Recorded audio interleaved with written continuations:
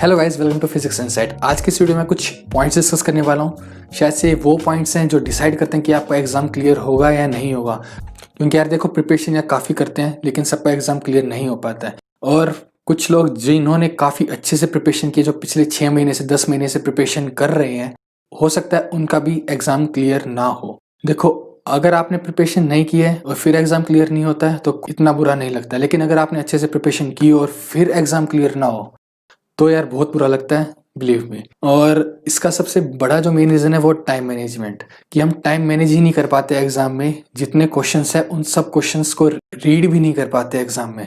तो इस वीडियो में मैं कुछ ऐसे ही पॉइंट्स डिस्कस करूंगा जो आपको हेल्प करेंगे टाइम मैनेज करने में। तो इस वीडियो को एंड तक ज़रूर देखना। सो पॉइंट नंबर 1, जितने ज़्यादा हो सके उतने मॉक टेस्ट करो। ठीक है, मॉक टेस्ट से तुम्हारी टाइम मैनेजमेंट इंप्रूव हो जाएगी। तुम्हें आइडिया हो जाएगा कि किस सेक्शन को कितना टाइम देना है, और तुम्हें उससे ये भी आइडिया लग जाएगा कौन सा सेक्शन स्कोरिंग है कौन सा नहीं है। जैसे एमसीक्यू है, वो एमसीक्यू चाहे से उसमें नेगेटिव मार्किंग होती है लेकिन सबसे ज्यादा स्कोरिंग रहता है एमएसक्यू और एनएटी के कंपैरिजन में। अब एनएटी और एमएसक्यू में से किसी को एनएटी स्कोरिंग लगता है, किसी को एमएसक्यू स्कोरिंग लगता है। मुझे एनएटी स्कोरिंग लगता है, क्योंकि यार एमएसक्यू में यार 4 ऑप्शन हो सकते हैं और हो सकता है कि तुम चारों को अलग अलग सोल्व करना हो, और हो सकता है कि उनमें से तुम्हें 3 आते हो, चौथा तुम्हें आइडिया ना हो। तो यार मुझे कहीं ना कहीं मतलब एमएसक्यू थोड़े से बेकार लगते हैं एनएटी के कंपैरिजन में। ठीक है, एनएटी में यार एटलीस्ट ये तो कि क्वेश्चन देख क्या, तो 2 चीज़ें हैं, तो तुम्हें आता है या नहीं आता है। आता है तो कर लो, नहीं आता है तो छोड़ दो। ये चीज़ है, मतलब टाइम कंज्यूमिंग नहीं है। समझ रहे हो मैं क्या कहना चाह रहा हूँ? तो ये काफ़ी इंपॉर्टेंट चीज़ है, इस चीज़ को ध्यान रखना। क्योंकि तुम जितने टाइम में तुम 5 एमएसक्यू कर रहे हो, मेरे अकॉर्डिंगली उतने टाइम में तुम 10 एनएटी कर जाओगे। तो ये चीज़ है, कोशिश करो कि एक बार स्टार्टिंग से लेके लास्ट तक 2.5 आवर्स में एक बार कंप्लीट कर लो।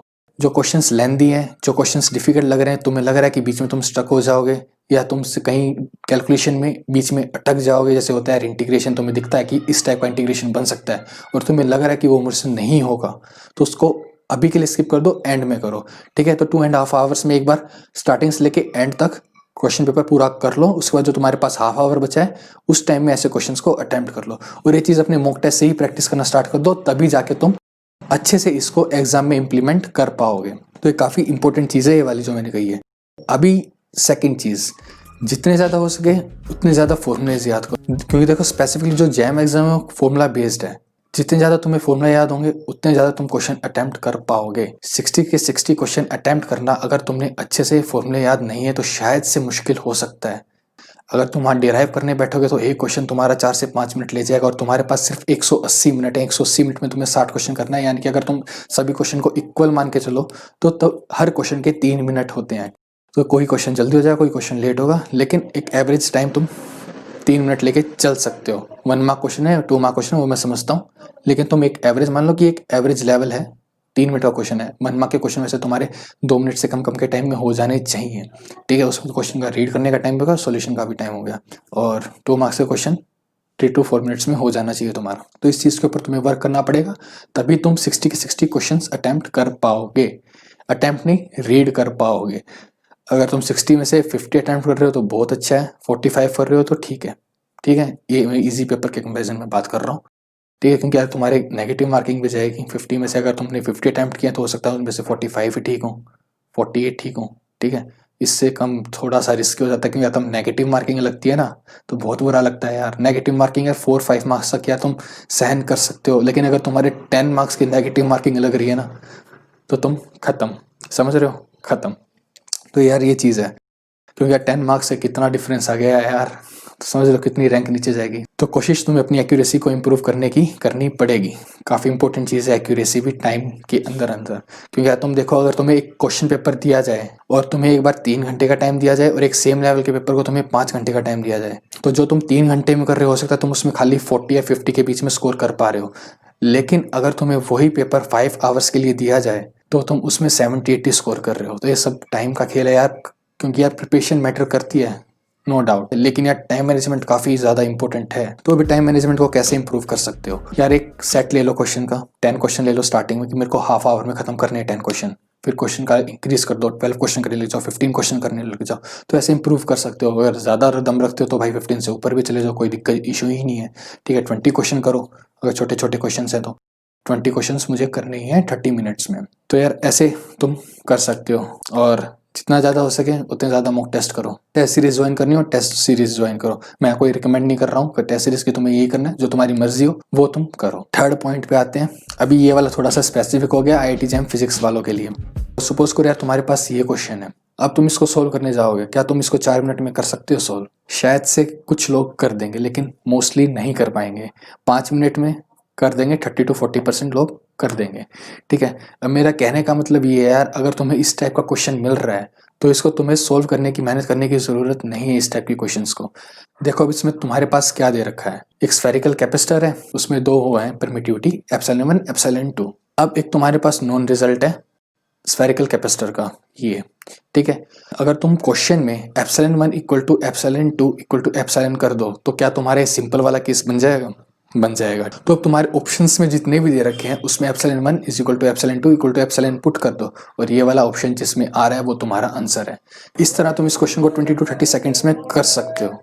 समझ पा रहे हो मैं क्या कहना चाह रहा हूँ? कहाँ तुम इस क्वेश्चन को 4 to 5 मिनट्स में करने की बात थी और वो भी तुमसे पता नहीं हो या ना हो, बीच में यार कैलकुलेशन अटक जाए, कुछ हो, सीन हो जाए, तुमसे ना हो। ठीक है, लेकिन अब तुम्हारे यहाँ 20 to 30 सेकंड्स लग रहे हैं सिर्फ इस क्वेश्चन को करने में। लेकिन ये वाला मेथड जो है, मतलब ये जो शॉर्टकट है, ये तभी काम करेगा तब ऑप्शंस में से सिर्फ एक ही मैच कर रहा हो सकता है कि दो भी मैच कर जाए। तो यार उस केस में तुम्हें पूरा का पूरा सोल्व करना पड़ेगा, उसमें तुम्हारे पास कोई ऑप्शन नहीं है। लेकिन यार एक के 20 to 30 सेकंड्स जो है तुम्हारा इन्वेस्ट कर रहे हो तुम इसमें, देखा जाए तो, क्योंकि तुम फिर अपने 3 to 4 मिनट्स या 5 मिनट्स तुम बचा रहे हो। और EMT में ऐसे काफ़ी सारे क्वेश्चन हैं यार जो ऐसे आर्ग्यूमेंट बेस्ड हो सकते हैं, तुम्हें उसको सोल्व करने की ज़रूरत नहीं है। अभी जैसे तुम्हारे पास देखो ये वाला एग्जांपल ले लो, अभी इसमें क्या है, cos थीटा है, तुम्हारी चार्ज डेंसिटी दे रखी है। एक बार क्वेश्चन को पोज कर लो और पढ़ लो। ठीक है, अभी तुम्हारे पास एक सर्कल है, इसकी चार्ज डेंसिटी दे रखी है lambda naught cos theta. cos theta का हमें पता है फर्स्ट और फोर्थ क्वाड्रेंट में पॉजिटिव होता है और सेकेंड और थर्ड क्वाड्रेंट में नेगेटिव होता है, पता है। तो अब इसकी नेट इलेक्ट्रिक फील्ड की डायरेक्शन क्या होगी? -x कैप होगी। तो जिस भी ऑप्शन में यार -x कैप है वो आंसर हो जाएगा। अगर दो ऑप्शन में दे रखा है तो तुम्हारे पास कोई ऑप्शन नहीं है, तुम्हें सोल्व करना पड़ेगा। या तुम्हें रिजल्ट याद है यार वो अलग बात है, क्योंकि ऐसे क्वेश्चंस के बच्चों को रिजल्ट भी याद होते हैं यार, सही बात बताऊं तो, क्योंकि यार एक क्वेश्चन मतलब दिखता रहता है ना बार बार, काफ़ी जगह तुम्हें दिख जाएगा वो क्वेश्चन, तो इस वजह से तो तुम्हें आंसर हो सकता है तुम्हें याद भी हो। लेकिन अगर तुम्हें याद नहीं है तो यार तुम एक डायरेक्शन से तुम बता सकते हो, अगर डायरेक्शन अलग अलग दी है तो EMT में यार डायरेक्शन का ध्यान रखना, और मैग्नीट्यूड में भी तुम कभी कभी बता सकते हो। जैसे कि तुम्हारे पास ये क्वेश्चन दे रखा है, इस क्वेश्चन में क्या है, इलेक्ट्रिक फील्ड और पोटेंशियल निकालना है तुम्हें सेंटर पे, इसकी वजह से। अब चार्ज डेंसिटी क्या दे रखी है, lambda naught cos square theta. cos square theta का मतलब क्या है, चारों के चारों पॉजिटिव है। अब इलेक्ट्रिक फील्ड हर पॉइंट के कोरस्पॉन्डिंग एक ऐसा पॉइंट होगा जो उसकी सेंटर पे कैंसिल आउट कर देगा। ठीक है, तो अभी सेंटर पे इलेक्ट्रिक फील्ड 0 होगी, ये हमें दिख रहा है साफ साफ इसमें केस में। ठीक है, तो 0 हो गया। अब पोटेंशियल क्या है, अब पोटेंशियल क्या है, सबका सम अप होगा तो नॉन जीरो होगा, तो हम आर्ग्यूमेंट से कह सकते हैं कि इसका आंसर C होगा। समझ पा रहे हो मैं क्या कह रहा हूँ? तो अभी तुम्हें कितने सेकंड लगे इस क्वेश्चन को करने में? 20 सेकंड्स 30 सेकंड्स इतना ही लगेगा। और सोल्व करने बैठोगे तो यार इस क्वेश्चन को मतलब ज़्यादा का बढ़ानी है, लेकिन 2 मिनट्स फिर भी लग जाएंगे, 2 से 3 मिनट्स इस क्वेश्चन को सोल्व करने में। लेकिन वहीं तुमने इस क्वेश्चन को आर्ग्यूमेंट के थ्रू 20-30 सेकंड्स में कर दिया, तो यहाँ पे तुम्हारा टाइम बच रहा है। तो यार इसलिए तुम्हारे कंसेप्ट क्लियर होने चाहिए और तुम्हें ज़्यादा से ज़्यादा फॉर्मूले याद होने चाहिए, क्योंकि यार मैं बता रहा हूँ तुम्हें, IIT JAM का तुम एग्जाम दे के तब आओगे ना, और तब उसके आके तुम सॉल्यूशंस देखोगे, तुम्हें दिखेगा यार बस एक ही फॉर्मूला ही तो लगाना था, हो गया था क्वेश्चन, 2 लाइन का क्वेश्चन था। तो यार यही चीज़ है, जितना ज़्यादा करोगे उतना ज़्यादा अच्छा है, जितनी ज़्यादा प्रैक्टिस करोगे उतनी ज़्यादा तुम्हें फॉर्मूले पता होंगे। फॉर्मूले याद करो यार जितने आ रहे हैं, जितने भी तुम्हें नए फॉर्मूले मिल रहे हैं एक लिस्ट बना लो उसकी, लास्ट टाइम पे उनको रिवाइज ज़रूर करना, क्योंकि यार जितने ज़्यादा फॉर्मूले याद होंगे उतने ज़्यादा तुम स्कोर करने वाले हो IIT JAM के एग्जाम में, ये चीज़ है। और कंसेप्चुअल क्वेश्चन यार जितने ज़्यादा प्रैक्टिस करोगे यार तभी कंसेप्ट क्लियर होंगे। और ये ट्रिक्स जो है, मतलब ट्रिक्स तो नहीं कह सकते, मतलब देखने का तरीका है, ये तभी क्लियर होगा तुम जितना टाइम क्वेश्चंस के साथ स्पेंड करोगे। तुम्हें कोई बता नहीं सकता है कि ऐसे ऐसे हो जाएगा, हो सकता है तुम्हें कोई 10 क्वेश्चन बता दे, 15 क्वेश्चन बता दे, लेकिन यार ऐसे काफ़ी सारी चीज़ें होती हैं तो तुम्हें कोई सारे नहीं बताएगा। तो यार जितना टाइम स्पेंड करोगे उतना तुम्हारे लिए बेटर है। और ये वाली जो चीज़ है जो मैंने बताई क्वेश्चन से रिलेटेड, ये वाला तुम्हारा सच में कितना टाइम बचा रहे हैं तुम खुद देखो ना। 4-5 मिनट में तुम एक क्वेश्चन कर रहे हो, और कहाँ तुम 20-30 सेकंड में एक क्वेश्चन करके नेक्स्ट क्वेश्चन कर रहे हो सकता है तुम उस 4-5 मिनट में 3 क्वेश्चन कर दो। समझ पा रहे हो? तो जितना ज़्यादा टाइम बचाओगे उतना ज़्यादा तुम्हारे लिए बेनिफिट होगा। तो यार जितने भी तुम मॉक टेस्ट, तो कोशिश करना कि तुम्हारा जो एग्ज़ाम है स्टार्टिंग से लेकर लास्ट तक का वो 2 आवर्स 30 मिनट्स में हो जाए कंप्लीट, तभी तुम एग्ज़ाम में सोच सकते हो कि तुम्हारा 60 क्वेश्चन तुम एटलीस्ट रीड कर पाओगे, क्योंकि यार हो सकता है कि तुम पूरे अच्छे से तैयारी करके जा रहे हो, तुमने मॉक टेस्ट नहीं किए हैं, तो और वहाँ पे हो सकता है कि एग्जाम में तुम खाली 30 क्वेश्चन रीड कर पाए, 40 क्वेश्चन ही रीड कर पाए, या 45 ही क्वेश्चन रीड कर पाए, और हो सकता है उन 45 क्वेश्चन में तो तुम खाली 25 अटेम्प्ट कर पाए हो, तो तुम्हारा एग्जाम हो सकता है कि क्लियर ना हो। और हो सकता है कि जो तुमने 45 क्वेश्चन के अलावा जो तुम्हारे क्वेश्चन बचे हैं 15 क्वेश्चन, वो तुम्हें 15 के 15 आते हो, वो तुम अटेम्प्ट कर सकते हो। तो इस चीज़ को यार हमेशा माइंड में रखना। तुम प्रिडिक्ट नहीं कर सकते यार आगे आने वाला क्वेश्चन जो है वो ईजी है, डिफिकल्ट है तो यार अच्छा है, मतलब अगर तुम्हारा छोटा है वो क्वेश्चन डिफिकल्ट है, तुम्हें नहीं आता है तो सही है, लेकिन अगर हो सकता है वो तुम्हारा इतना ईजी क्वेश्चन हो वो सेकंड्स में हो जाए, कुछ सेकंड 20-30 सेकंड्स में क्वेश्चन हो रहा हो, तुम्हारा वो लॉस है ना। तो यार एक बार एटलीस्ट पूरे क्वेश्चन पेपर के थ्रू जाने की प्रैक्टिस कर लो। तो यार यही थी यार टाइम मैनेजमेंट के लिए टिप्स यार, कि कैसे इंप्रूव करना है टाइम मैनेजमेंट, और ये काफ़ी इंपॉर्टेंट फैक्टर है मैं बता रहा हूँ, क्योंकि यार ये मैंने अपने टाइम में देखा यार, काफ़ी बंदे यार मुझे लगता था यार कि मतलब मेरे से अच्छा परफॉर्म कर रहे हैं, लेकिन यार लास्ट में नहीं कर पाए क्योंकि उनका टाइम मैनेजमेंट नहीं कर पाए या कुछ और सिचुएशन हो गई है। तो यार इस चीज़ को माइंड में हमेशा रखना है यार, प्रिपरेशन एक चीज़ है, लेकिन यार एक टाइम मैनेज करना है एग्ज़ाम के अंदर बहुत इंपॉर्टेंट है। एक टाइम मैनेजमेंट और एक स्टेट ऑफ माइंड, तुम्हारी 2 चीज़ हैं एग्ज़ाम को क्रैक करने के लिए मैं बता रहा हूँ।